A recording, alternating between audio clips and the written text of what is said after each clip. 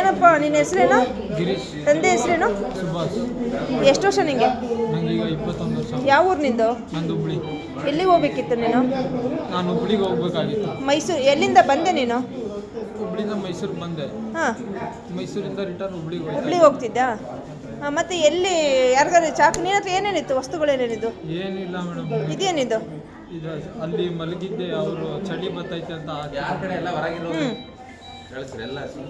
ಇಲ್ಲಿ ಯಾಕೆ ನೀನು ಎಲ್ಲಿ ಬಿದ್ದಿದ್ದೆಲ್ಲಿ ನೀನು? ಟ್ರೈನಲ್ಲಿ ಎಲ್ಲಿ ಬಿದ್ದೆ? ಜಾಗ ಎಲ್ಲಿ ಗೊತ್ತಿಲ್ಲ. ಯಾಕೆ ಬಿದ್ದೆ? ಅವನು ಯಾರೋ ಏನೋ ಆಯಿತು, ನಂಗೆ ಏನಾಗೋದು ನೆನಪೇ ಇಲ್ಲ. ಒಂಥರ ತಲೆಯೆಲ್ಲ ದಿಮ್ ದಿಮ್ ದಿಮ್ ದಿಮ್ ದಿಮ್ ದಿಮ್ ಹ್ಞೂ, ಸಮಾಧಾನ ಆಯಿತು. ಮತ್ತು ಏಮನ್ ಚಾಕು ಹಾಕಿದಾರಂತ ಮಾಹಿತಿ ಐತೆ ನಮಗೆ. ನನ್ನ ಹತ್ರ ಚಾಕು ಇಲ್ಲ ಮೇಡಮ್. ಎಲ್ಲಿ